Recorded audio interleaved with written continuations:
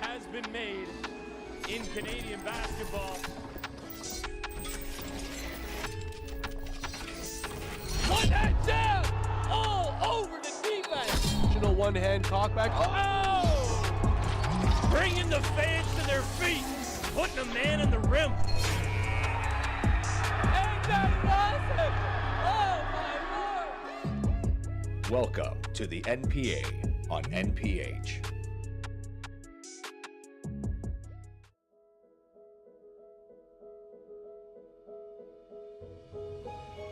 Rep by rep. You push yourself. Effort is only half the battle. Doubt sets in. Good morning. It's time to go to work. Crestwood and St Laurent. Crestwood coming off back-to-back wins yesterday. They played the late game, and here they are first thing this morning. Franco Miller dropped 60 points yesterday, just a light day at the office over 2 games. And then Jacoby Neath, with a little Willis Reed, comes in out of nowhere about midway through the first quarter, fresh out of the box from Florida off of his break. A little late because of weather, and shows up and plays the game, and he's here today, and also here today alongside myself, Jason Tom. Tarek Sabet, thank you for joining me in the broadcast booth. My pleasure. Morning game here. We got this Montreal group that we saw yesterday for the first time since the Ottawa session. Different looking team in terms of confidence. Of course, back up to full health with Ben Datro back in the mix, their lead guard. Gideon Domfor, another top scorer for them. And they gave, as we talked about off air, they gave Central Tech a run for about 2.5 quarters up until the Blues' depth kicked in. Yeah, I mean, St. Laurent came off the bus from Quebec.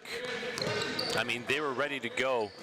Ooh, Jacoby Neath just has so much flash with his game, and it's flash and substance. That's what I love about it. These look-away dimes and no-look passes are always on target coming out of Jacoby Neath's hands. And it's always to draw, as you said, substance. It's always, there's a purpose to the no-look. Yeah. It's to draw attention versus, you see a lot of kids sometimes do it for the heck of it, but there isn't really a purpose. That's not the case with Jacoby, and yesterday, from a recruiting update standpoint, he picked up another offer from Canisius University out of Buffalo, Canisius College, I should say. Shout out to Coach Larry Blunt. He's been doing work out here in Canada, formerly coach here in Canada at Oshawa Power, coach at Orangeville Prep. And so good to see him out here yesterday along with the rest of the post-secondary coaches. Again, Jacoby Neath dropping a dime the way of Samachi Agbapu. And Agbapu yesterday, in small sample sizes, really showed the skills that he has as well. A senior on this team maybe doesn't get quite the love that a lot of the other big name talent on this team does get. Another guy that, that I didn't know quite as well, but had an absolutely huge second half for Crestwood yesterday against LBA was Kobe Antwi. He stepped up, no question. I kind of joked referring to him as Brian Cook with his release. Pretty upright, but he came up big. He hit some threes, he hit some mid-range jumpers, and he's an X factor for this team. One of the younger guys that are going to have opportunities, particularly as some guys graduate this year, like a Franco Miller. As he graduates, Kobe's really going to be able to step into a new role as a primary scorer, because you're losing about 20-plus points with Miller out of the mix. Gideon Domfor going up top to Arnaud Yamaji. Still getting used to a lot of these St. Laurent guys, but they have a lot of different pieces. And we were talking on the way here about the differences in the Quebec basketball system, and really we have to temper this, explaining that this St. Laurent squad is very, very young. I really appreciate the fact that these guys took on the challenge playing against older competition. There's no question that this is going to be better for them in the long run. In the short term, wins and losses, that's not what this league is about. In terms of big picture thinking, we want everyone to compete, everyone to give their best effort, and of course win a national championship. But the bigger vision here is that these kids go to college, get free education, get scholarship opportunities, and get development. We know this winning a high school one game or losing a high school game is not the be-all end-all, but what is their growth, their continuous growth as human beings and as players. That's what we were talking about yesterday when we were talking about Halifax Prep, and they had to feel like they had I know people like to say there's no moral victories, but at this age level there is, and Halifax Prep hung with one of the favorites to be challenging for that national title game in Toronto Basketball Academy, and they hung with them through 3.5 quarters yesterday, and that is what we were talking about. It's about building for the future and making sure that the program's strong and that these players are going to be able to grow. And I think we saw that yesterday with Brandon Muntu, who tweeted early in the new year that we were going to be hearing that we were going to be hearing a lot from the name Brandon Muntu in 2018, and he delivered early on with a great game last night. Yeah, Canada Basketball's Mike Meeks was in attendance, evaluating guys. It's an opportunity for him to see guys from coast to coast, and Brandon Muntu is a name that's that he's seen and he's evaluated, and I know he was looking forward to see him in that game. He started off slow in that game, but as you mentioned, ended up with 30 plus. Lefty, long athlete that can shoot it. He can really shoot it. He's he can do a little bit of everything on the floor on both ends when he's locked in.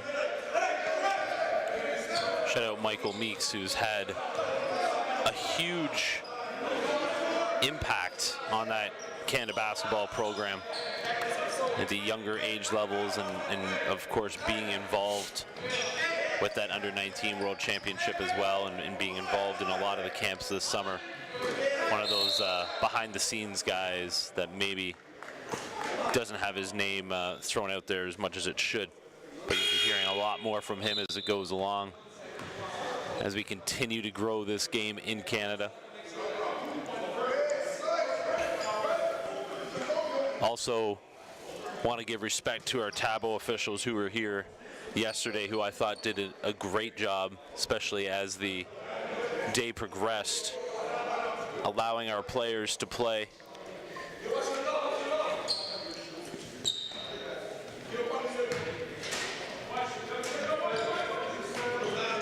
Canada basketball, the biggest strength is the upside of Canada basketball and Canadian basketball as a whole, meaning the future, but the present as well. We've proven right now that at this level, we're world champions. But now it's about translating it onto the higher levels, and that's a continuous evolution, a continuous challenge for every aspect of the organization, speaking of regarding Canada basketball, and then Canadian basketball as an industry to step up and hold the highest of standards. The next step obviously is being able to medal at the senior level. That's that accolade that's eluded us for decades and decades. Yeah, it's interesting how the FIBA windows have changed right around the time where we're now outside of the U.S. That was Ben Datro off glass. Outside of the U.S., we have the most players in the NBA, and just as we kind of reach that level, all of a sudden we're not allowed to use our NBA players for a large percentage of these competition windows. So I think it's great for the game, and that's obviously the objective in terms of building the global game in line with the NBA's initiatives as well. It gives an opportunity for the different countries to host, and And from a development standpoint, it gives the guys that's part of the talent pool, and not the development guys, an opportunity to shine. That's the plus. That's the pro side of looking at it. But absolutely, in the long term, like I get it. Yeah. And in the long term, I think it's going to be best for every country involved. But we don't live in the long-term society right now. Everybody wants it right now, right? Everybody wanted it last year, 2 years ago, and now they're kind of being told that they may have to wait a little bit longer, and it's really easy to kind of jump on the I hater think we gotta bandwagon. qualify though. Like there's no way that we don't qualify. We have enough talent to do so. Still, our talent. I think the biggest challenge is consistency. Absolutely, It's being. What I mean by that is being able to be together. It's a tough ask to kind of build chemistry in such a short time, such a short camp. So. Well, I mean that next window in February, they're not even going to have a camp in Canada. Right. They are going to travel in from around the world, meet. It's either going to be in the Dominican or the Bahamas. They're going to meet there, have their camp for 3 days, right, and then play 2 games. Yeah, for those of you guys listening, he said camp with 2 quotes. Yeah. But that being said, Jay, there are no excuses. That's the same situation for the most part that every country's dealing with. But the most encouraging sign would be maintaining a core group of guys, and that's what they can build with. Yep, and that's what they've been able to do, and that's why we're most likely going to see the same names that took part in the last competition window in this one. But you're talking about consistency. It's all about that consistency and from the players individually as well. I mean, we saw some outstanding performances in Halifax, and we saw those same players like almost no-show in their follow-up game a couple of days later. And in those competition windows, that's the problem. You got 1 game. So if you have a bad game, all of a sudden your team's at 500, and that's not good.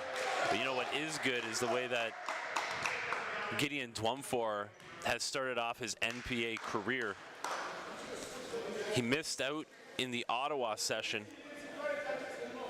but he has definitely come out to play here in Toronto.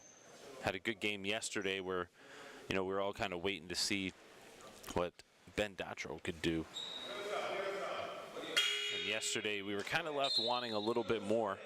I know Elias was a little let down with what he saw, but Gideon Dwumfor played very well, as did Arnaud Niamji. He's been a dark horse, Arnaud. Yeah. We saw him in Ottawa, and he showed some nice flashes of, a high-level skill set. He's got size, he's got length, but he also is able to shoot it. He had a fadeaway jumper. He had some impressive moves, and I think he's got to continue to be aggressive for these guys. So for this team to compete at the highest level in the NPA, everyone's got to come get it. Nice pass right there. Waited just like a half second too long on that pass. Right. No, but I mean, they got to be aggressive. They can't be the guys that are waiting to get hit and then respond. They got to go hit first.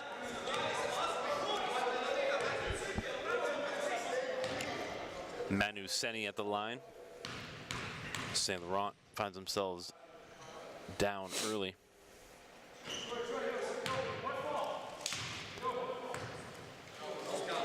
Crestwood played 2 yesterday. They got 2 more here today.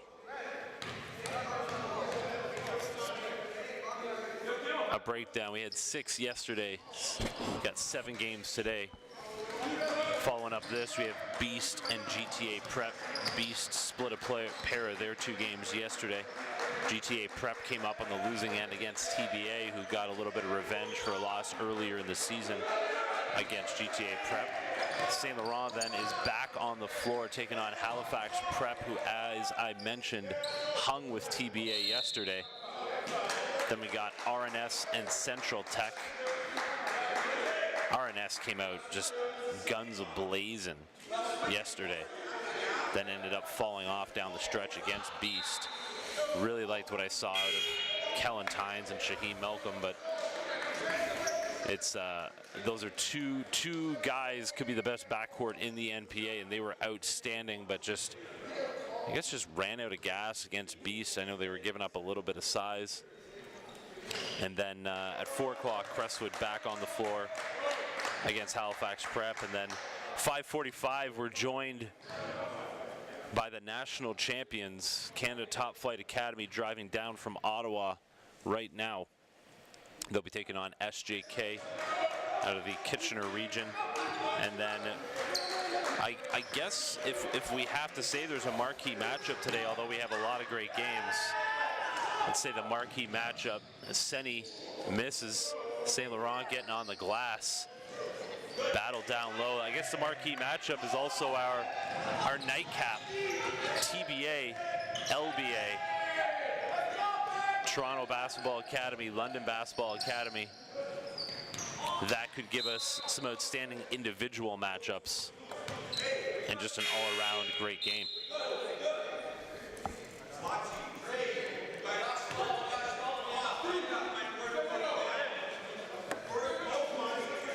Shaim Malcolm J yesterday was phenomenal. They did lose the game, but all I was hearing from the coaches in the stands was praise for Shaim and his ability to do so much at either guard position as either a playmaker or as a scorer. Now, for me personally, I think he has got several gears to get to, and it starts with his leadership. One thing he's proven is he is able to produce at a very high level for himself. Now, it's leadership involves elevating everyone around you, and once he learns how to do that, and he will learn how to, he's going to take his game to a whole other level, and now you have a real high-level playmaker. Like I believe he's definitely an NCAA prospect. I believe his upside goes all the way to high major NCAA with those leadership qualities intact. Yeah, he's very quiet. Like, I know he's quiet off the floor, but on the floor, I mean, like, deadly silent almost. And I know that's probably going to come with age as well, right? Absolutely. I mean, age, challenges, maturity, it's and guidance too, right? Like it's important that the people are in his circle. Damien Gay, Coach Damien Gay, I know his father is a mentor for him as well. That everyone's sort of guiding him and challenging him to be a leader. Challenging him to get guys in uncomfortable spots, because we talk about this off the floor, in life, not just basketball. It's about being able to press buttons, but in a way that you're motivating your guys versus putting them down. And we talked about Kellen Tynes when we mic'd him up. We learned a lot about his personality. We saw some serious leadership qualities, but they just need to be refined. They need to be molded. He reminds me of a Chris Paul type. He's so hard on his guys, and he puts such a high standard on them. And it's a great trait, but it needs to be refined to the point where it's motivating versus coming off as too heavy. It's a difficult skill to teach, really, right? It is. Especially in, we keep talking about it like generational, but that's really it, is everybody gets offended nowadays, right? Right. And in sport, I mean, you really got to be able to check that at the door. If you get offended by somebody, then you really need to be able to package that up, put it away, and try to see what they're trying to get you to hear, right? Not what you're hearing. What are they trying to get you to hear? If that makes any sense to you out there. Well, I think it's also like off the floor. Let's say in the workplace, it's actually, you can argue it's more challenging in game because of the intensity levels, and everything's moving so quickly. It's about having that cool, calm, collected approach to bring everyone in and say, hey, fellas, we got this. Absolutely. Nice play, Gideon Dwumfor. Nice and calm, cool, and collective right there on his drive to the hoop for the basket and the bump.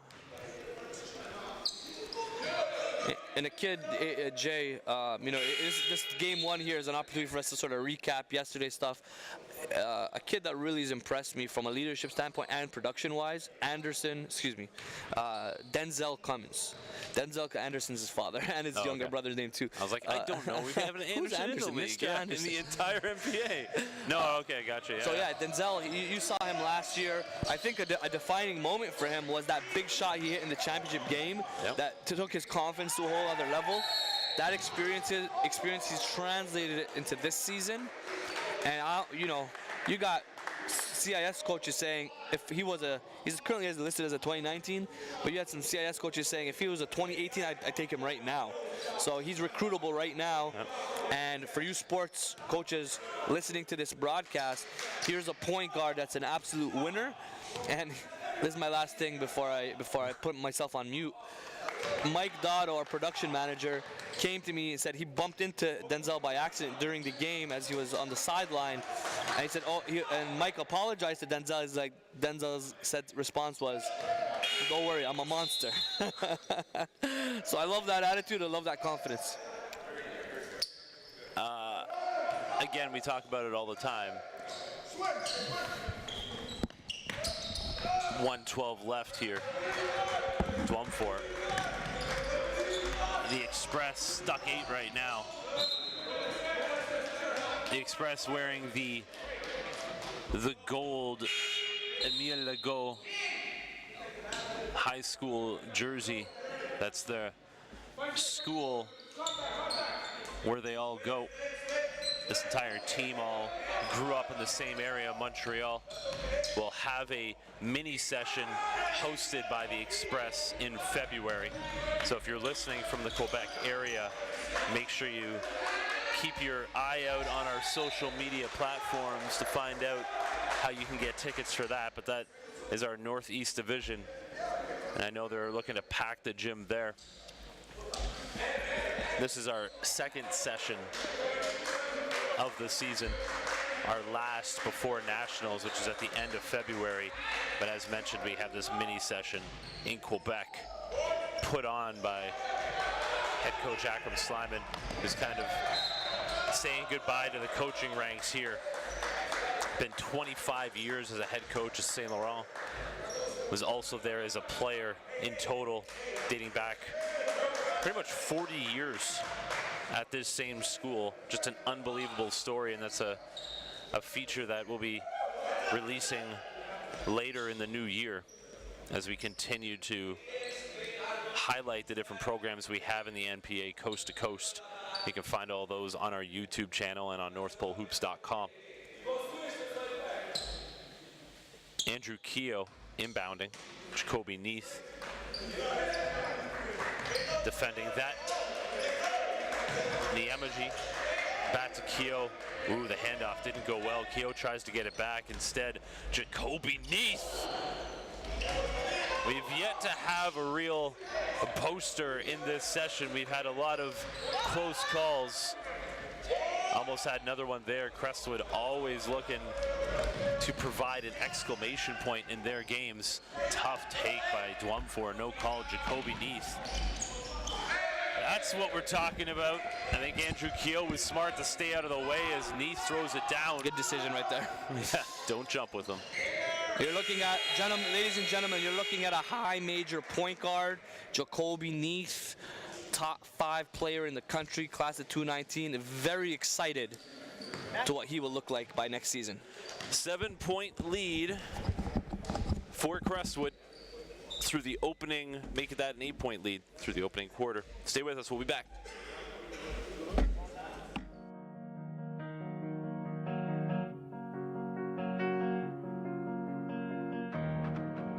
Everyone has their story. What's yours? Were you born with the ball in your hands? Or were you a late bloomer? Are you a dead-eye shooter? Or a high flyer? Throws up an alley-oop! All elbow! Williams! Are you a leader? Or an elite role player? North Pole Hoops wants to know. What's your story?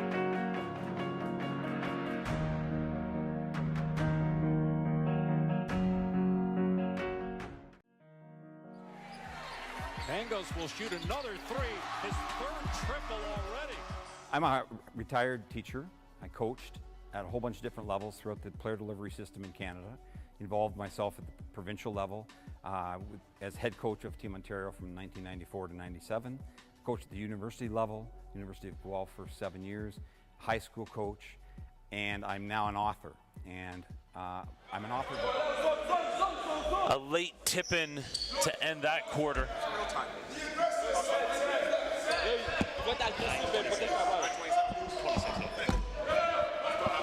Our officials making sure we stay on schedule here today. Fell behind yesterday. Anytime you're trying to pack 6 games into a day, it's tough. We've been trying to accommodate all of our teams traveling from all over Canada. Every one of them dealing with some type of travel issue related to this weather bomb that's hitting the east coast of North America, and obviously being minus 40 across Canada. We had our team in British Columbia get frozen in at one point. We had RNS from the Maritimes along with Halifax Prep driving out here as well. Trying not to put anything into the hands of the airlines with the type of weather issues that we've had. So we want to thank again everybody for their patience through these first few days where really it's some high-level, outstanding basketball. And also an unbelievable deal for you if you have an opportunity. If you want to come down and watch maybe one of these teams or a couple of these teams, you can get the whole day for $10. And Friday, Saturday, we got some great games coming up as well. Good non-call there. Just got tripped up on his own. After today's 7-game schedule, we got 5 on Friday: St Laurent versus RNS, Halifax Prep and Beast, SJK, GTA Prep. LBA, CTA will be fun. And then Beast and Central Tech. And then our Saturday schedule to top it all off, Halifax Prep and will be playing Halifax Prep will not be playing that morning game. It will be RNS and SJK. And then Central Tech and CTA, which is an outstanding matchup. What could be the 2 top teams in the NPA facing off, with no disrespect to the Notre Dame Hounds, who were not able to join us here in this session. And then we have GTA Prep and LBA at 2:30 on Saturday. We were talking about Denzel Cummins earlier. Tarek had brought him up. And in this, the involvement that I've been able to have in the NPA this season, that's been the biggest thing. We were talking about Half-a-Mowalan as well when it comes to youth sports. And a guy like Denzel Cummins, you know, we talk about youth sports, and I talked about it a lot yesterday, how excited I am at what's happening at the youth sports level, not only players, but in the coaching ranks as well, the elevation of so many different programs. But like, I see a guy like Denzel Cummins and see him in the right program in youth sports. I mean, that guy, he has star power. Yeah. He has an ability where people would come in and watch him play. I think he's definitely got showmanship, and he backs it up with his production. You know, you couldn't say the same thing last season on a consistent basis, but he's been in a situation where he's filling Jalen Warren's shoes, and you know what he brought to the table. You know, that's an interesting thing you brought up, because I did talk about that yesterday with Daniele. It's Elijah Fisher, the future star of this league, checking in, but we were talking about the Jalen Warren effect, and obviously an outstanding player. Had some big block. Trayvon Minot going to these Champlain That's a sledgehammer right there. He absolutely. Elijah Fisher getting welcomed to the higher age group there. But, you know, we were talking, and I think what, you know, we talk about the fingerprints and the effect players can have on a program for years to come. You know, Jalen Warren is one of those guys, and we'll take this time to talk about it really quick. But like a guy like Jalen Warren, to me, helped Denzel Cummins get to the point he is right now. He saw what Jalen Warren did, what he brought to the team, as we take a look at Akram Slyman's little boy out there in the Kyrie Irving jersey. That's the real future. Switches up the jersey daily. Absolutely. You got Yesterday it. he had the Greek Freak, and now he's got who's that? Irving. I wish I was still at the age where I could wear basketball jerseys, not feel like a fool.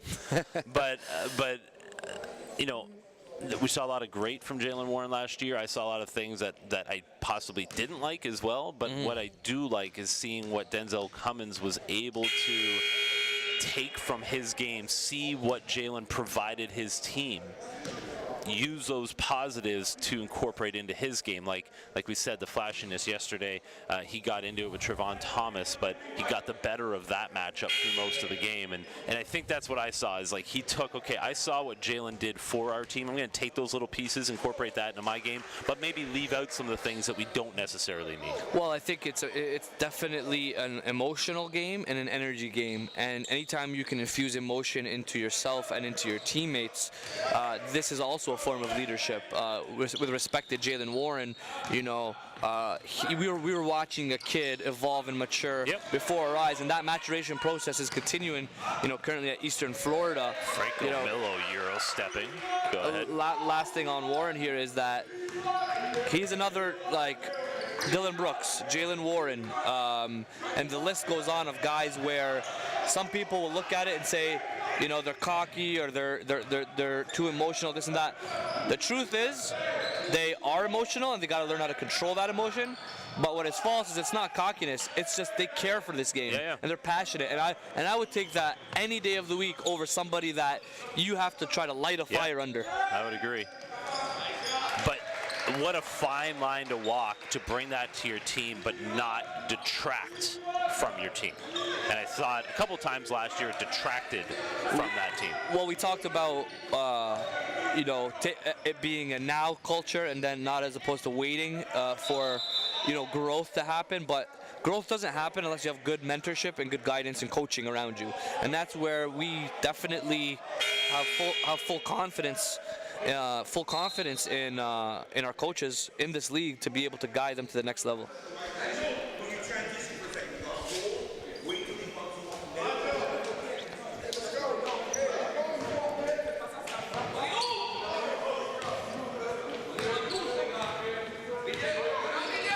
.644 to go here. Crestwood has been able to open up an 18-point lead. Yamaji intercepts that alley-oop attempt. Jacoby Neath loves trying to set up that backdoor alley-oop. Elijah Fisher with the steal. Franco Miller behind the back finish. He's just having fun out there right now. Franco Miller. He's another kid that, you know, I'm really looking at his upside and his potential, and he can play at any level of NCAA basketball. Like, he's big time. When does that start? Like, he's a senior this year, right? I mean, this is last year. So, like, when the recruiting process? Yeah, like when. Oh, it's already started. He's got 3 NCAA offers already. Okay, who does he have? He's got Wyoming that's offered him, Montana State, and I believe Tulane. I'll have to double check that one, but for sure Wyoming and Montana State. He's got 3 NCAA offers, and as you know, this. You asked when does it happen? It's happening as these coaches are filing in throughout the week, and be able to watch the broadcasted games. You know, you're watching a kid that at 6'2", 6'3", can play both point guard and shooting guard, more of a natural scorer, and can score at all 3 levels. It's Franco Miller at 18.4 points per game. That's going to absolutely move up after back-to-back 30-point games. I asked you when this steps up because, I mean, I look at this guy and it's like he's next level ready right now. So I'm just wondering, you know, when those schools are going to be lining up. Yeah, they're. I think when it's all said and done, Jay, when this NBA season, by the time this NBA season's over, I foresee he's already got 3 offers. I see his recruitment going into another level because what happens is, unfortunately, because it's a matter of time. These college coaches, what happens is a domino effect. They see, oh, school A, B, and C offered. Well, there must be something here. So then it starts pouring in at that point. Versus being the first to offer. That's for me. What I've learned is even we talk about leadership, even in the recruiting game, very few times are guys gonna take that leadership move and say, yo, here's a guy that I want to offer because I love, not because of what everyone else thinks, but because what I see with my two eyes. And that's evaluation, doing research, and that's putting time. And what happens is in the NCAA world, everything's move. Everything is right now, or their jobs are on the line. So they got to be careful with who they're offering and when they're offering. And that's where we try to help these coaches at watching them and evaluating them over 20 different periods.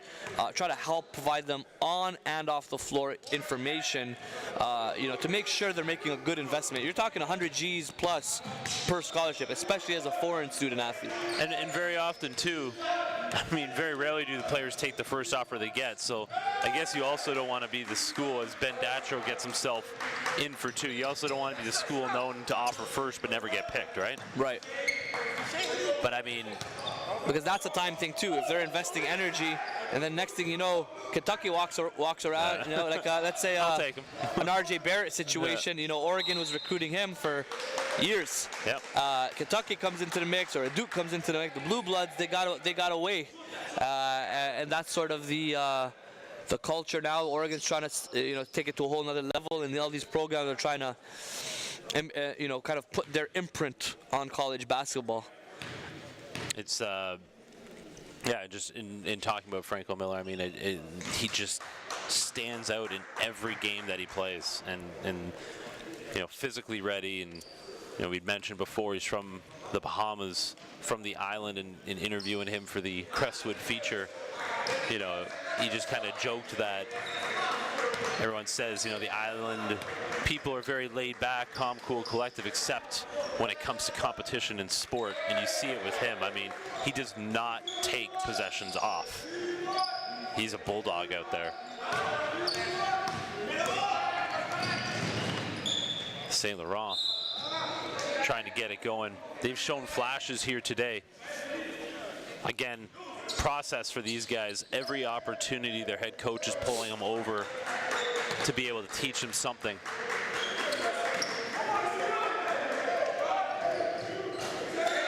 Kobe Antwi.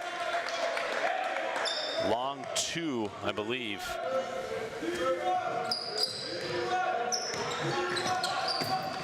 But Antwi has definitely had the shot going in his home gym here. Dwumfor up top. Datro. Drive. Bailed out with the foul call. 3:26 to go here. St Laurent looking to chip away at this 19-point lead. As mentioned, Crestwood will be playing 2 today, as will St Laurent. Yeah, Antwi's definitely been an X factor for Crestwood, and he's a guy, as I mentioned, as Franco Miller graduates, Kobe's going to have to step in and take his game to another level, and that includes everything from, trimming down, adding another element to his game in terms of attacking the rim and gaining speed. And as he does those things, which I believe are simple things to do, it's just more work ethic based, where you're in the gym, you're getting reps in. And once his body starts to look like Franco Miller's, he's going to be able to, step right in for him.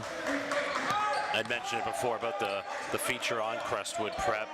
If you have a chance, check it out, because, what really excited me is the structure that they've built here with the junior varsity program that Ro Russell helps oversee as well here to the senior program. And we've seen some of those young players play on this squad, obviously, in Elijah Fisher and another young buck in Jaden Langley Thomas. And they come in and play limited minutes on this squad, but they don't look out of place either. And you can just see the growth that these kids are going to enjoy over the next couple of years. And so what's great about the NPA is we're going to be able to watch that growth. I talk about it time and time again. The growth of the players, the growth of the programs, the growth of the coaches as well. From one season to the next, from one session to the next, we've seen it here today. Our games in this session have already been markedly better than in Ottawa, and it's simply because we had so many teams that are getting used to each other. Either they're a new program with guys playing together for the first time, or they have new players coming in because we had some seniors graduate last year. And the one thing that I heard a lot echoed through day one was, from fans and from coaches and different people, was culture. You know, they love the culture when they walk into the gym and see these guys go, and that's what we're trying to build. We're building a culture of growth, and that's growth on and off the floor. You know, a lot of people have come in and just sort of fell in love with the MPA because of the family environment that we're building, and it's really something to see once you've taken. If anyone saw what it was in year one and what it is now, it's special. I'm not gonna. This is a shameless plug here. I'm not gonna beat around the bush. This is what we're trying to do, and it's coast to coast. They love to be able to play teams from Quebec and from BC and from in Saskatchewan. I mean, who would have thunk it, Jay?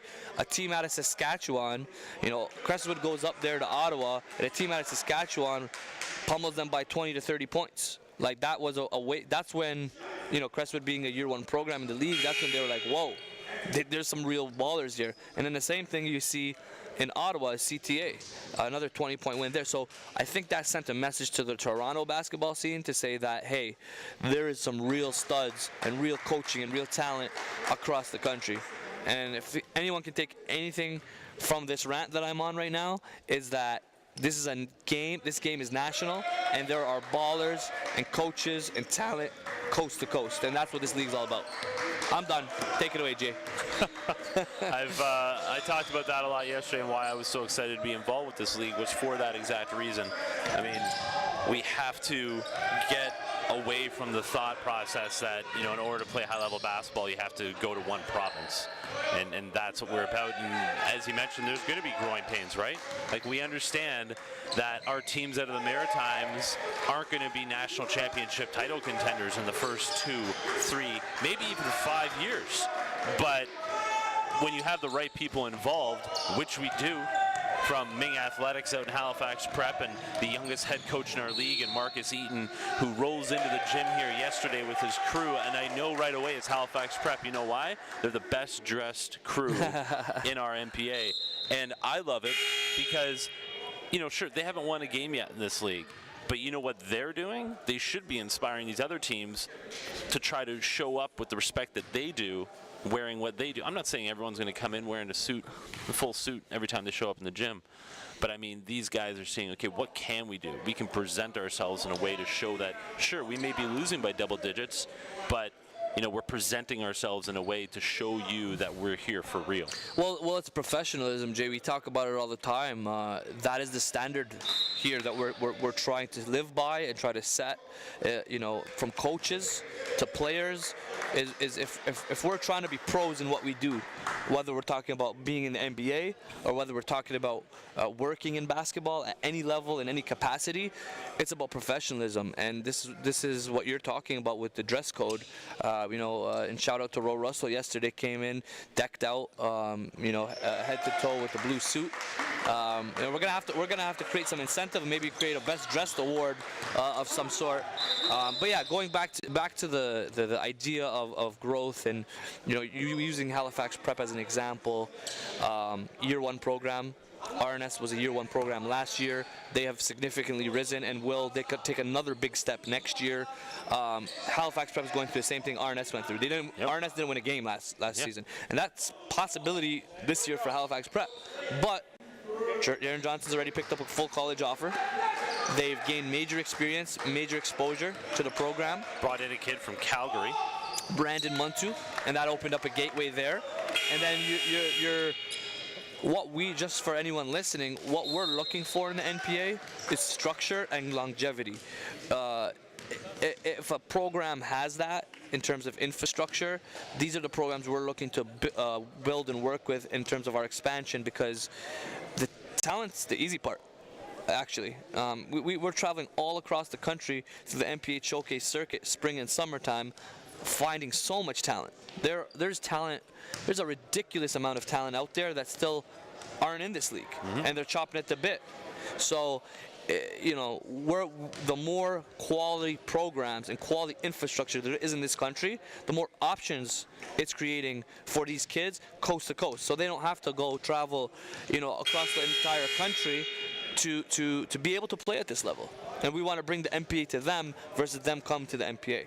And another thing that we were talking about yesterday was, the whole chicken and the egg scenario, right? Because, the detractors would say, yeah, well, there's not enough talent yet in a particular area to play. And it's like, well, how does that talent have an opportunity to raise to that level if they're not playing at a high level, right? I mean, a player that may be, say a middle-of-the-road talent, how do you get them to elevate if they're playing against lower-rung talent?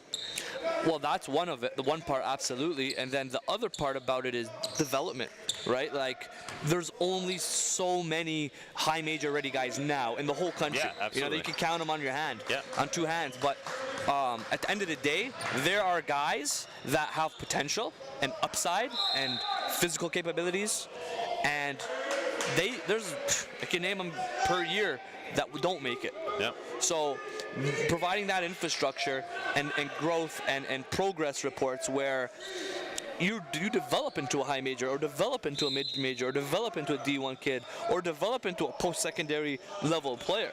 A perfect example of that, I'll mention it again, is Denzel Cummins. Like, he's a 5'10" point guard. There's a dime a dozen, those 5'10" point guards. Listed at 6 foot. What's that? Listed at we'll 6 say 6. We'll give him a little boost. I'm just joking. He's definitely in that range, right? But what he has done is made people watch him. He's distinguished himself from a personality and production standpoint. And that's what this is about, that development, that growth. Shout out Angelo Provenzano. He's one of the best coaches in this country, in this league or outside of this league. And, that's what we want to just continue to see. These guys develop, these guys grow, these guys get scholarship offers. Ben Datro couldn't get it to go. 40 seconds to go here in the first half. A 14-point lead for Crestwood. Stephen Lazar had himself a bit of a day yesterday too, shooting from range. Couldn't get it to go there. Dwumfor could not finish. Neath got two guys on his wing. Nice pass. Luis Pacheco. Very rarely, whoa. Oh, boy. Went for a ride there. Collision, yeah. Got him up in the air. I was saying Luis Pacheco just looks like he's always trying to put someone on a poster. Yesterday he had about 3 opportunities, just couldn't quite throw him down. Yeah, and he's trying to put it together. You see Coach Russell giving him some direction. He's new to the league, and out of New York. He's fairly raw. Yeah, he's out of New York, and that's great to see guys coming out from out of the country now. But this team here, you look at St Laurent Express, down 14, 18 seconds to go in the half. They gotta go into the half feeling good about the second half, because the challenge for them is to make sure they come out with consistency in terms of their energy level. They gotta compete all the way through, because usually what happens is they get hit with a double-digit lead, and the opposition, they lose confidence, and then they get slapped by about 30. And that's the difference right there, is that four-quarter ability. They do seem to be breaking this press rather easily with some nice crisp passing. A lot of times they haven't been able to capitalize on the other end. We got 5 to go. Ben Datro getting himself to the lane. Nice 2.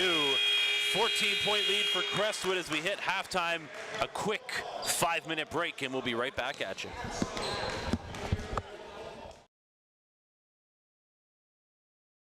Ro Russell is best known as one of the founding fathers of the Canadian AAU scene. Now he is building something new, a boys and girls basketball program at Crestwood Preparatory College, a private school that can provide resources to both their coach and their players. It's a great job. We have great resources, great support systems, and it's very, it's structured. I can be here and do my thing for the next 10, 20 years and just, keep on doing what we're doing and keep being successful. So it's a great place for longevity. We're not looking at being, the top dog for a year or 2. We're looking at longevity. So we want this to be a program that we can look back on. It's been going for 20 years, 30 years. We know that these kids are looking to go to top level post-secondary schooling. and we don't want anyone going there unprepared. Crestwood is an academic institution, and we've always been an academic institution for 40 years.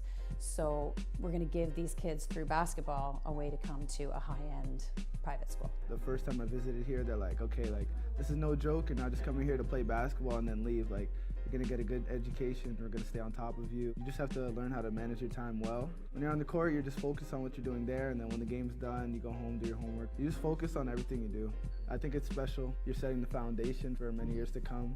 Like our young guys, like Elijah Fisher, they'll look up to us, and we'll see where they end up. Crestwood is a great school because 99.9% of kids graduate to go off to university, and they have high academics.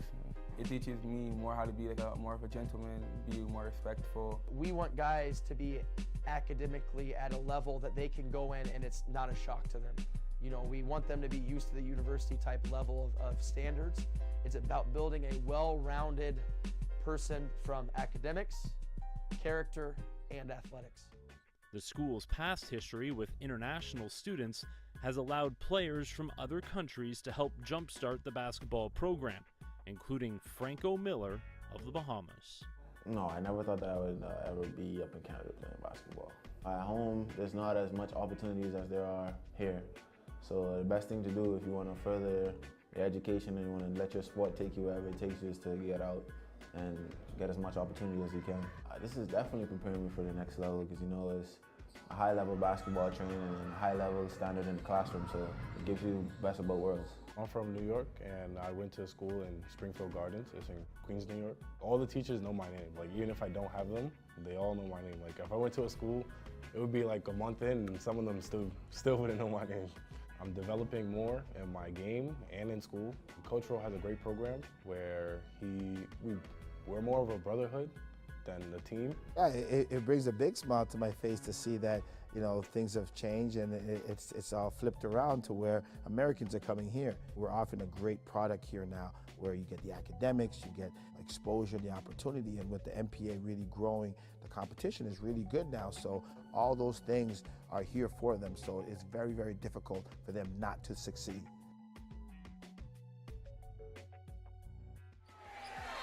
Pangos will shoot another three, his third triple already. I'm a retired teacher. I coached at a whole bunch of different levels throughout the player delivery system in Canada. Involved myself at the provincial level as head coach of Team Ontario from 1994 to 97. Coached at the university level, University of Guelph for 7 years, high school coach, and I'm now an author. And I'm an author of a book called Can't Miss, a story about Kevin Pangos. But the angle that I'm bringing about the book is that I'm a basketball coach who wrote a book. So the delivery of the book encapsulates everything that's Canada basketball is all about. Pangos will shoot another. Bembry handling it, cross court to Pangos for three, and Kenna knocks it down. I read a book called Outliers, and it talked about why people need people around them to take advantage of in order to succeed at the highest levels. That same summer, Kevin was chosen as the youngest member of the national team. Kevin might be an outlier. Kevin was playing for A-Game Hoops, which is a team that Kyle Julius ran, and Kevin was on the team as a high school player. And I was coaching at the University of Guelph, and Kevin was lighting us up. And I'm loving this because I've loved Kevin since he was a kid, but I'm also hating it because we're getting drilled by this team. And Chris leans over to me and says, "That guy can't miss." And I went, "Title." Because it says about what Kevin's life's about is whatever happens to him, he just rolls with it. And we all need to learn from that. A failure is just a part of success. And that's the way he really, really views it. So if you have that... Has to back out. Now he's got a little space to operate. Nice pass. Wow. Oh, what a nice pass. Kevin read a book called Long Shot, a story about Steve Nash. I can connect it with Steve's story a lot, not comparing them, but just the whole idea that when Nash won the MVP, the next day, his first MVP, the next day he says, now I really have to prove myself. And that's what the good ones do, is they're constantly striving for better and better and better. And you know, kids that are grade 9, grade 10, they're very good, but they're just starting. And they need to understand that you're good, but you're just starting, and just never be satisfied. Keep working. And I think that that's what Kevin really, really taught me in writing the book, is about how it's never be satisfied. Just keep going. And that's what the can't miss philosophy is about. NPH Events. there's an opportunity to get involved at the ground level. NPH hosts elite-level high school tournaments to national club team championships. We're back live. St Laurent stuck 14 against host Crestwood, who are coming off back-to-back wins yesterday. Franco Miller once again getting it done here, and Jacoby Neath playing his first full game of the session has also had an impact. Nice pass. Franco Miller's basketball IQ, like, I'm trying to think off the top of my head. I can't remember the last time I'd seen him make a mistake, like a bad pass. Miscommunication maybe, but he always is making the correct decision. In Ottawa, I thought the only time I really watched him struggle was when they played CTA. They really gave him problems. And when you got other guys like a Luwalacott, yep, other size, other athleticism, Moonreath and whatnot, they really got him rattled, and they need to make sure that at the highest of levels, he maintains his composure. Because if he's off, the rest of the team's off. He does get upset. But you know what I thought that in that game, because I totally know what you're saying and I agree. But I chalked that up to him getting used to his team, because he's brand new here at Crestwood, right? And at the same time, he's taken on a team that there's not a team like maybe Central Tech, but I would say CTA is one of the most close-knit squads in the MPA. And I think a lot of that frustration was born out of that, where he was playing a team that they're all on a string, and his team was not yet there. And that's where I thought that frustration came from. And that's what I'm saying. Through the games I've seen him play since then, I haven't seen that same sort of frustration. And I think it's because, he's also getting used to playing not only with an entire team, as you see Jacoby Neath doing what Jacoby Neath does, he has to get used to playing with a guy like Jacoby Neath, because they're very similar kind of alpha dogs, right? And Jacoby's a little bit younger than Franco. So at least I found a couple of our mic'd up segments as well. I saw a little dynamic between those two players, that they were trying to feel each other out, right? Because when you get two alpha dogs together, two guys that are both looking to succeed at that next level, and especially if their ages are a little bit off, it's chemistry. That's what it comes down to, right? And I think sort of evidence of him changing that mindset between Ottawa and here was they were down 10 plus against LBA last night, and they dug deep. He just kept going. He kept getting it to the rim. He kept attacking. He kept finding ways to be productive, and he was a huge part of their comeback win. Manu Seni battling for that rebound. Gonna lose it on the possession arrow, but competing out there is Manu.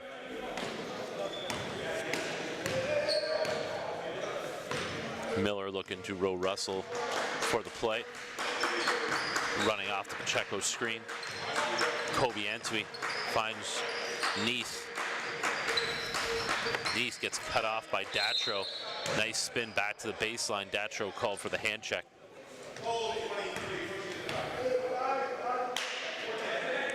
Shout out to the Bahamas. There is actually some talent. It's not a one-off.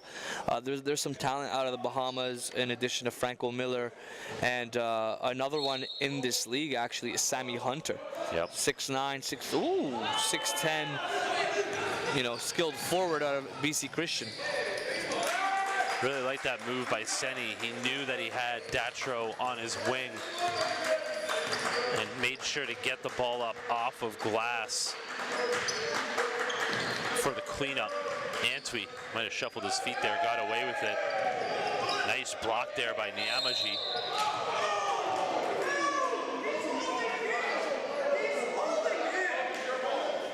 Coach Akram asking for a foul call. Instead, got the jump ball. They do get the ball back.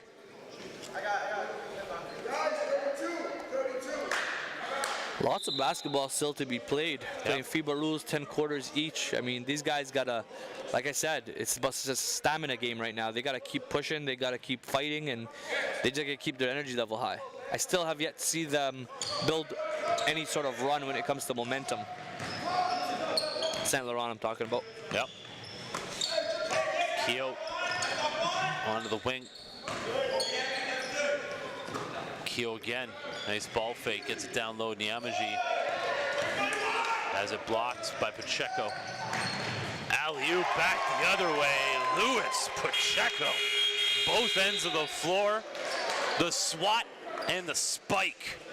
Crestwood getting it done at home. 20-point lead. Stay with us.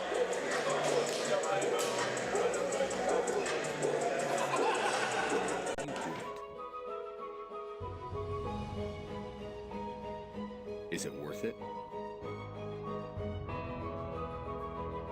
The lights turn on.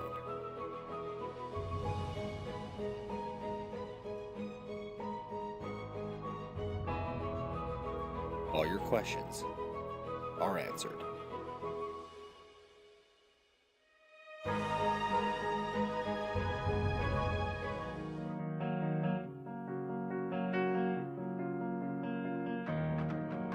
Everyone has their story.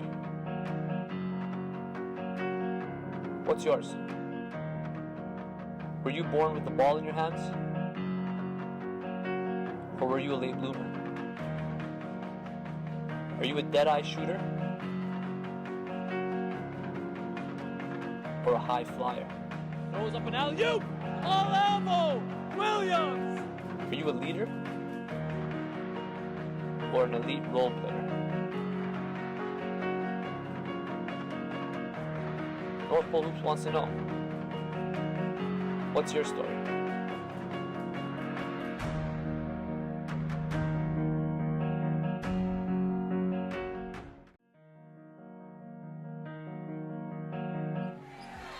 Pangos will shoot another three, his third triple already. I'm a retired teacher. I coached at a whole bunch of different 20-point lead. Ben Datro trying to get something going for his squad. Gets it back. Gets to the baseline. Another swap by Pacheco. Man, such a presence on the defensive end is Luis Pacheco. Ooh. Had himself a good game today, Pacheco. Yeah, Jacoby Neath just a little amped up there. Fired that ball into the hallway.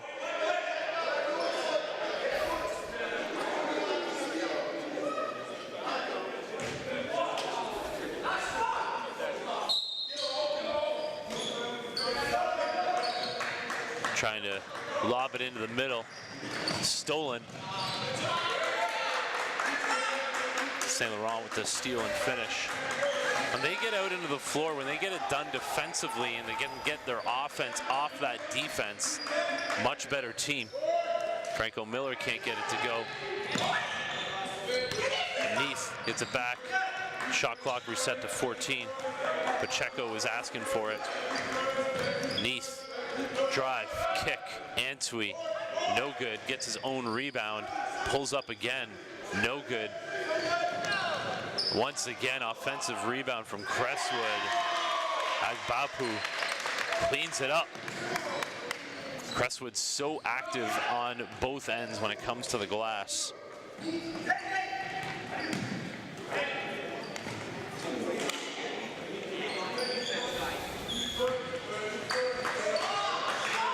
St Laurent has just not been able to get some easy baskets down low that would help them cut into this lead. Really have to work hard for everything they get on the offensive end. Jacoby Neath, so calm. The confidence oozing from this kid. Datro into the corner, Senni. Datro wide open for the three. He has been very off with his shot this entire. And they need him.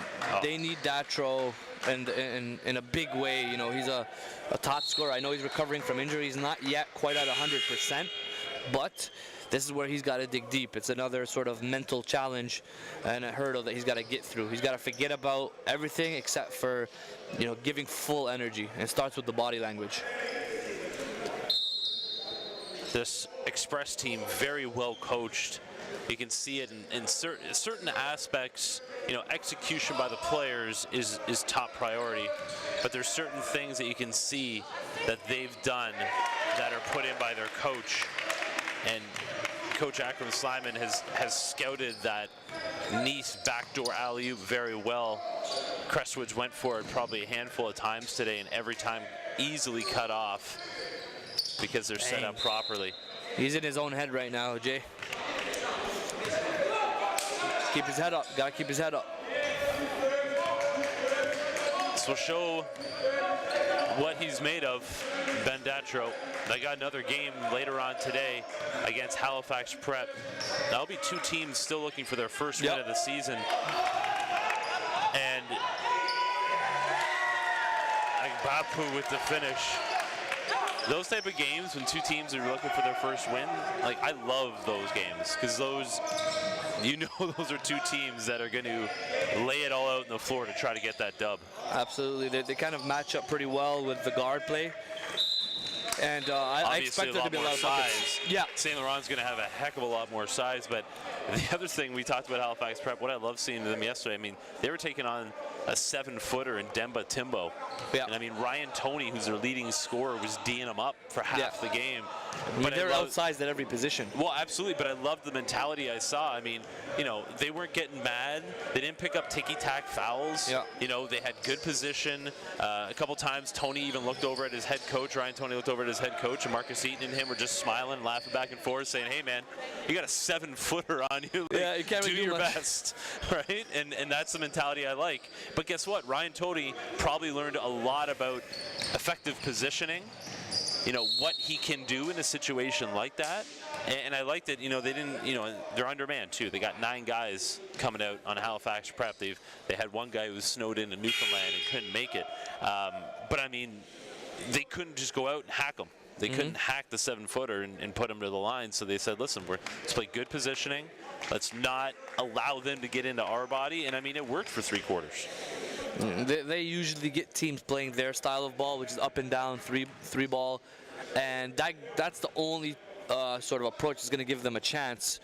So credit to Coach Eaton playing to his personnel, and the guys, you know, out of all the teams that we've watched, in my opinion, I think Halifax Prep is a team that plays with the most energy on a consistent basis. You know, they still have some lulls, but every team does, but they just bring it. And for them to lose by about 10 points or be in that sort of 10-point margin with a TBA that's got way more overall talent and depth, that's impressive. Yeah, they were in single digits in that 4th quarter. Datro not giving up on the play, and his teammates are there to help him up. You know, that's the other thing I love about this Express team, and I know I'm looking over right now at their coaching staff, and you can tell they're trying to find, you know, possessions and things that they can build off of right now. But I mean, this is a band of brothers. This squad. A lot of them have played. You know, the line that I had was a lot of them have known each other since they were 6 or 7, and a lot of them have played together since grade 6 or 7. And you can't.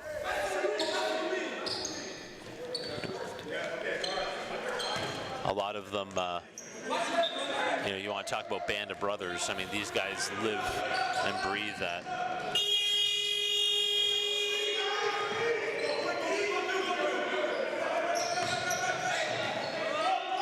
That's a travel. Refs are all over it.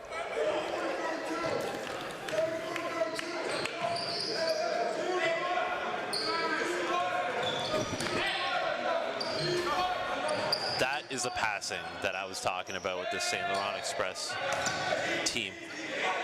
They obviously are coached well. They have solid practices because that's what you do. You put on a press and show how to break it, and they did that a bunch yesterday as well. Javon Thomas had himself a bit of a quiet game after being a focal point yesterday with the ball in his hands so much, or so often. Datro getting the rebound. Keogh up top, working on Thomas. Back to Datro. Down low, Trayvon Minot, the Champlain Cavs commit. Back out, Keogh. Battling for that rebound. Shane Scruggs comes away with it. Thomas, nice shovel. Off to Steven Lazar, who's seen his minutes go up since that Ottawa session. being a shooter has been able to help. It's been key in that position for him. Nice little move by Keogh.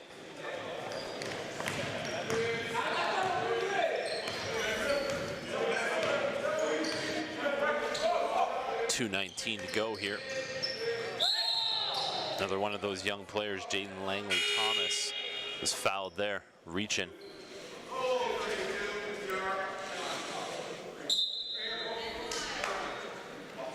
Langley Thomas going to be joined by his fellow young gun Elijah Fisher. Plays very limited minutes for this senior squad. Fisher into the corner, Langley Thomas. The art of the entry pass. Lacking right there. We were talking about that with Cummins yesterday. Sorry, Hafa Mawalin of GTA Prep has that entry pass skill perfected. Getting the ball down to Casey Izagu. That's GTA Prep, who you're going to see next taking on Beast. Beast, another one of those intriguing teams, have added some players to their roster that have made them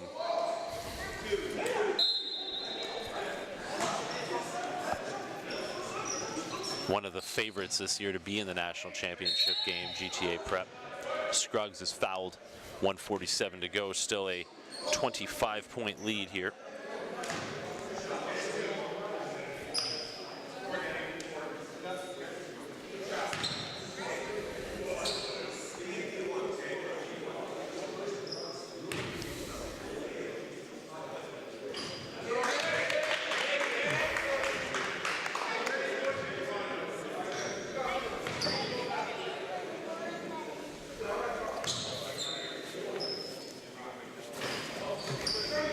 Scruggs splits a pair.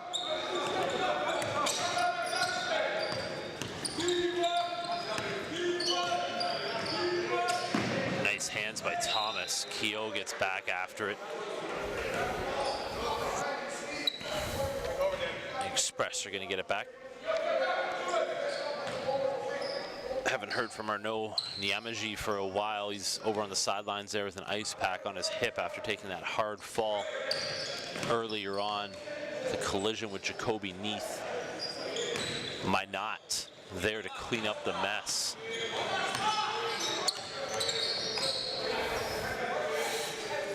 Lazar.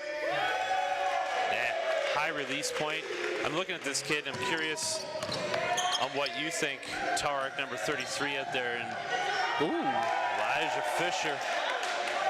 A young gun. I know, like, such limited minutes, but makes an impact.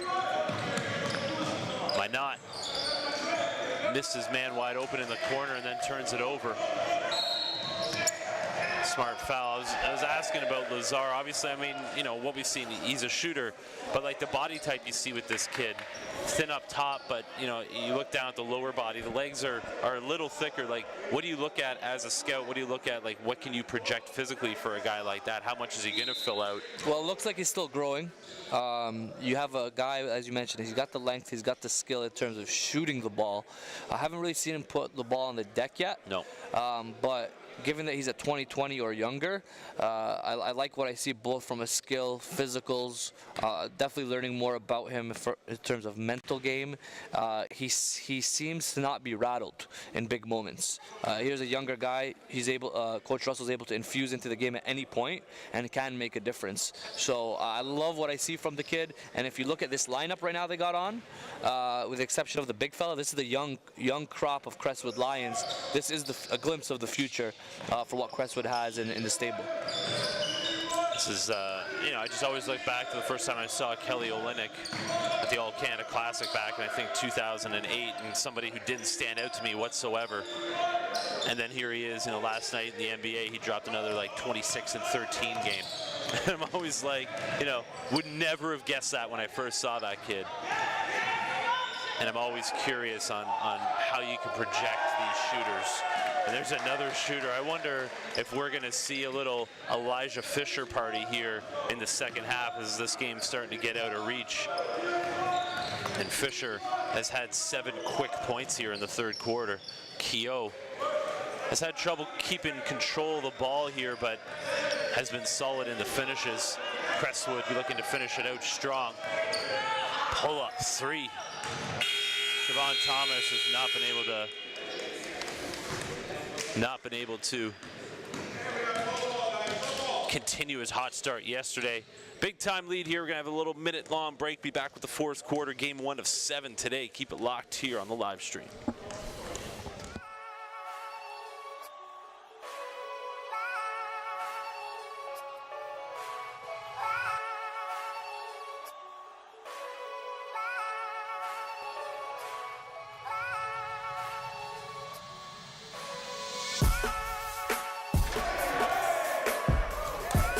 Miller with the spike.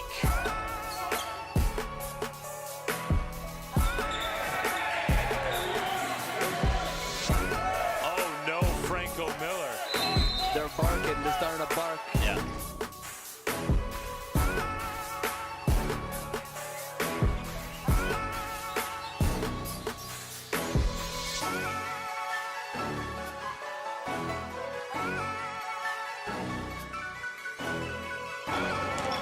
On time, on target delivery, piping hot.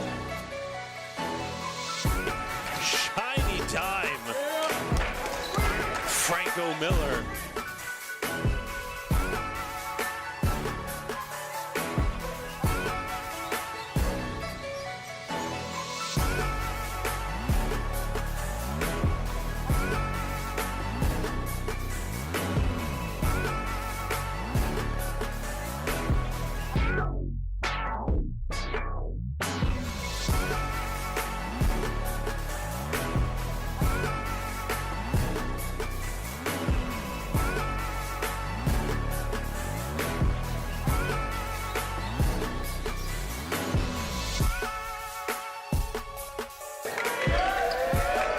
Clock about to expire. Pull-up 3.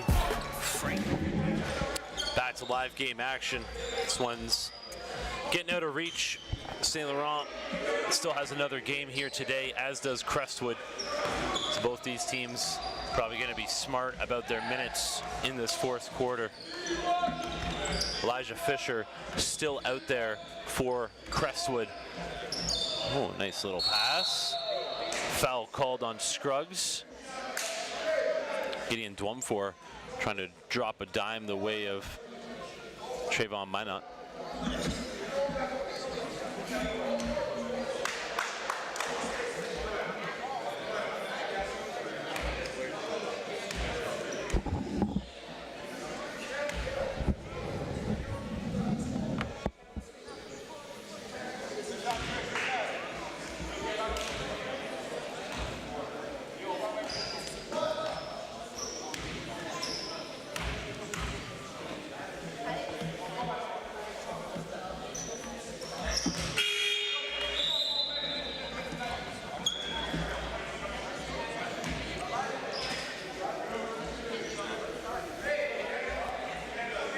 Dugal checking in. I think Rowe's gonna try to get some rest for a couple of his key players. Really young squad out there right now. Lazar from range. Steven Lazar has a true stroke. Minot. Dwumfor. Wow, got hit hard.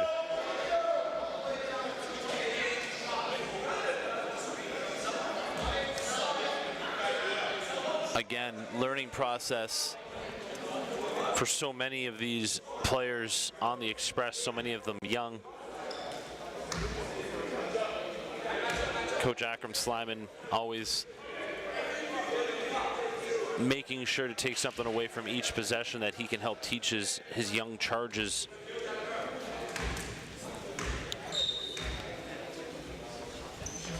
Again, St. Laurent will be back on the floor against Halifax Prep later.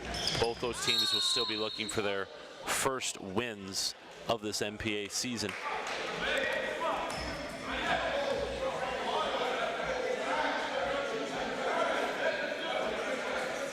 2:42 to go still in our first of 7 games here today.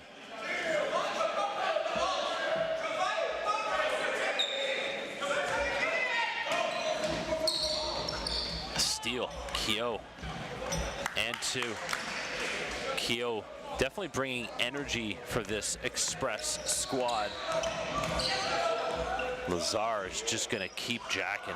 Even when he misses, it looks like it's going in. Fisher can't get it to go. Might not, just skying over everybody. Might not. Charging in for the rebound. Keogh up top. Ben Datro has not had success from range, so gets himself into the paint. Foul called to go to the line to shoot 2. I think Ben Datro just needs to see the ball go through the rim right now, one way or another.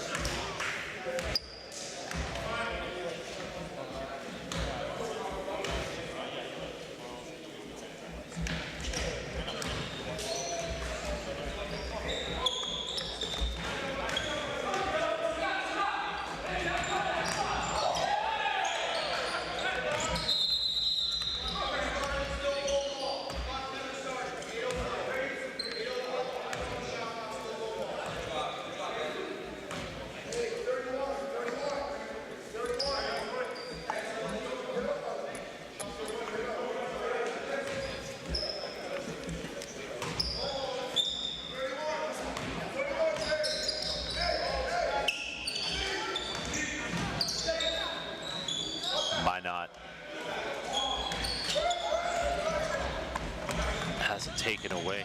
Crestwood out on the open floor. Elijah Fisher is going to use this as an opportunity to show some skills. That was a nice pass by Trevon Thomas, finding the trailing Fisher.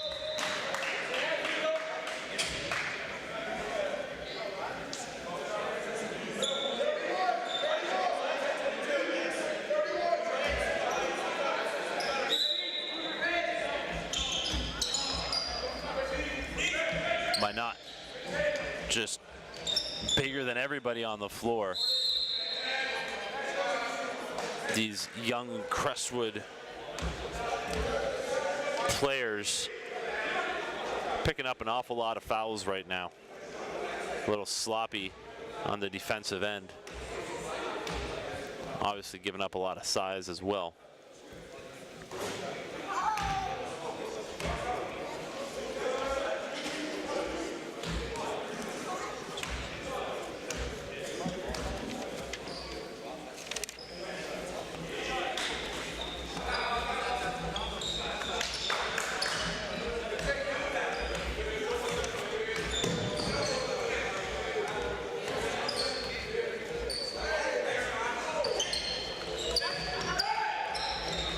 Fisher, a key member of the Crestwood junior varsity squad,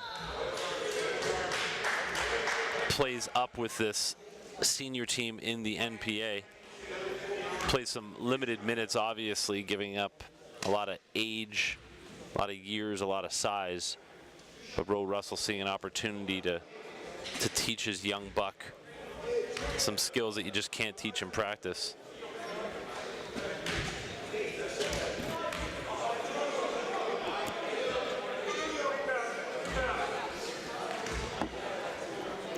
Everyone forgot about Fisher there for a second. He was down the other side of the floor.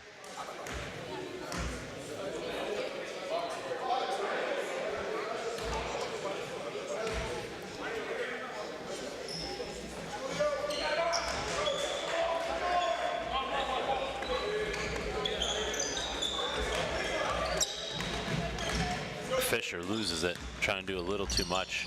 Ooh, I think Ben Datro tried to nutmeg the young kid, Langley.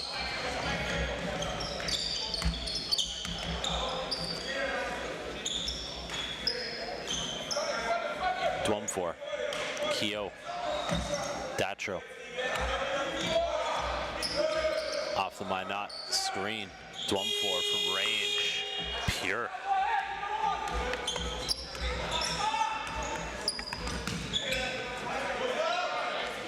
Surprise, surprise. Stephen Lazar putting on a shooting display here.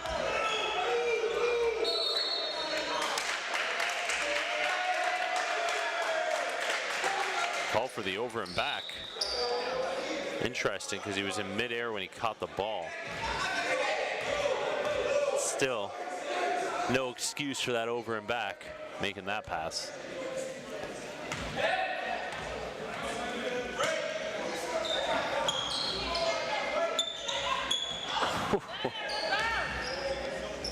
Degas, the rebound, can't clean it up. Dwumfor pushing the other way. Nice pass into the corner, finds Minot, fouled again. I mean, it's a big lead, but Crestwood is just racking up fouls right now, and they're going to send the Express to the line consistently.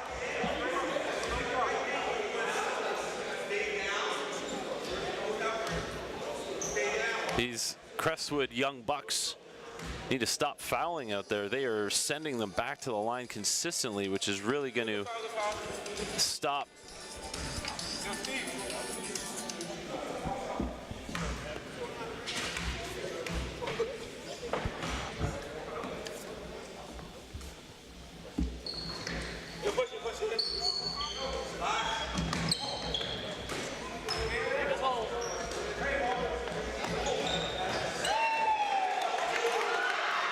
Stephen Lazar is getting his bench rolling with the shooting display.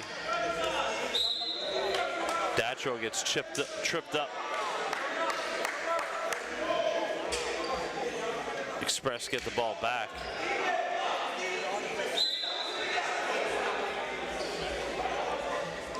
Just lobbing it into Minot. That's all you need to do. I mean, they're not going to make a comeback this way if they allow Lazar to just rain it down from range. You're trading threes for twos all day, but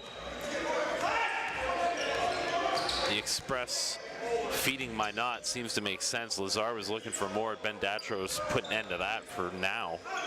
Fisher battling through some contact, no call.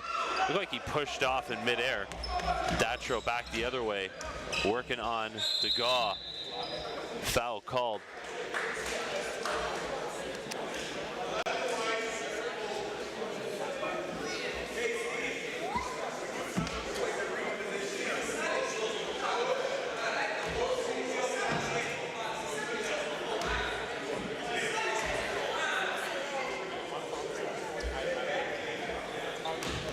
Datro hits the first.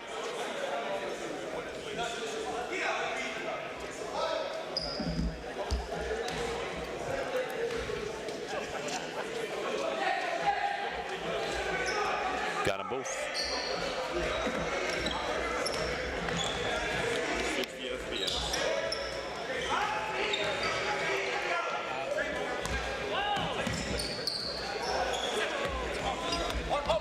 Express on the run. Dwumfor behind the back. Gets it stripped away. Finds a trailing Keogh. No good. Crestwood picking up that air ball. Trevon Thomas. Trying to work off that Lazar screen. Pick and pop. Surprise, surprise. Ooh. This bench is ready to explode for their boy Lazar. Tripped up on his way.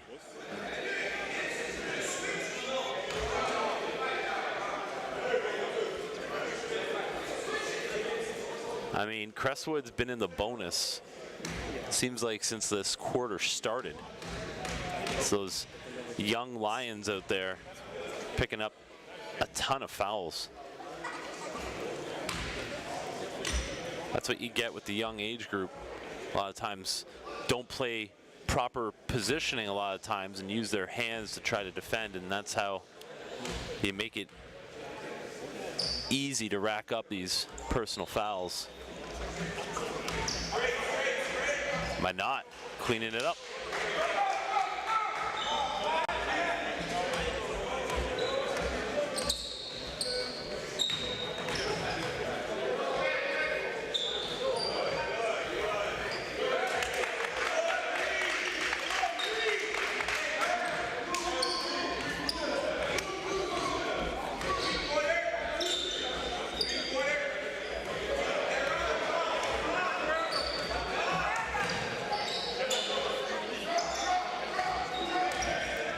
again.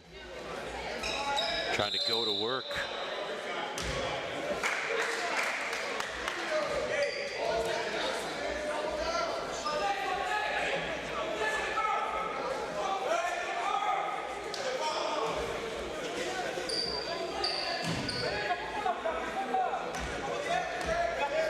.355 to go. Game 1 of 7.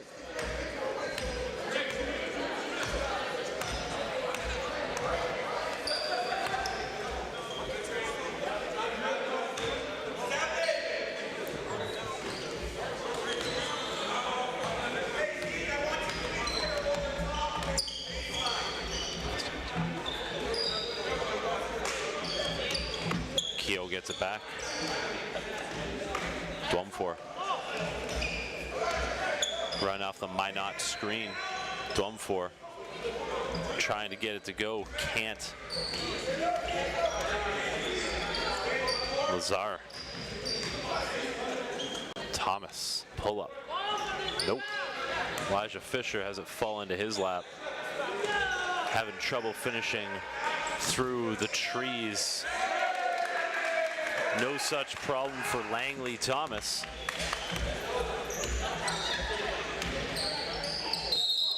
It's a foul. Got to call that one.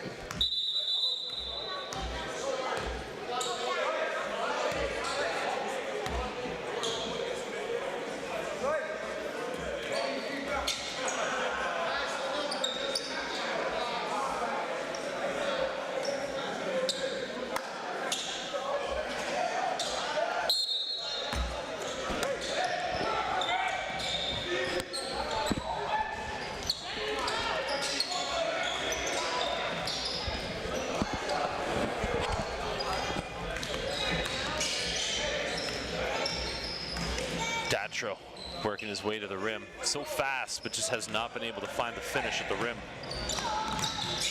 Langley Thomas pulls it out. Fisher working in the post. Running into trouble. Nice find to a cutting Thomas. Coming up on 2 minutes left here in the fourth.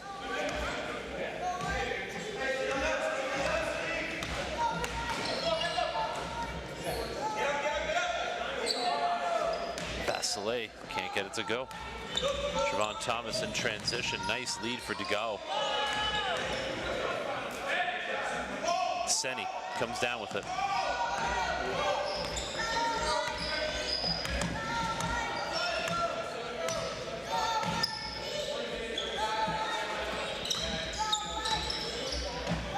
Datro pull up. Hey, any way you can get it to go at this point for Ben Datro.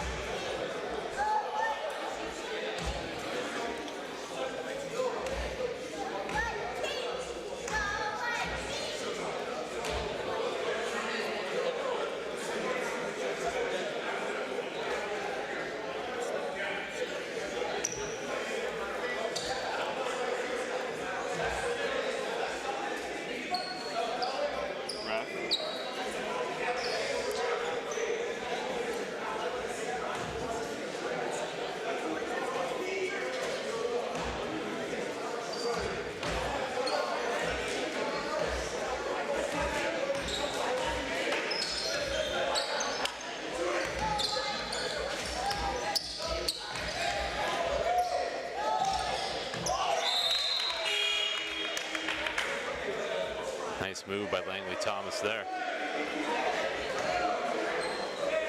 1:12 to go.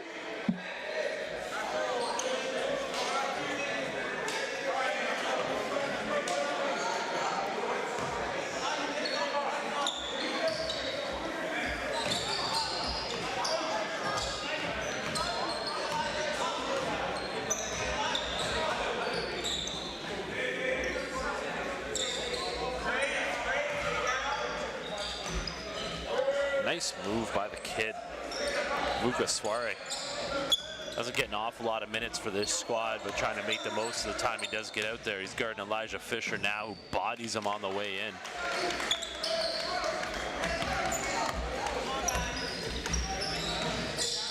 Bachelet back up top. Ooh, in and out. Roosevelt, Auguste. Hop, skipping and jumping in the lane, kick back out to God, no good. Langley Thomas can't bring it down. Under 30 to go here. The Express looking to finish on a positive note. They get a short rest before they take the floor again as they'll take on Halifax Prep, two teams that will look for their first wins on the season. We have a short break after this game, and next up will be Beast and GTA Prep. If you haven't watched GTA Prep yet, you're going to want to. Next game should be a beaut. Crestwood has now won 3 straight games on their home floor here. Stay with us. We'll be back after a short break on NorthPoleHoops.com.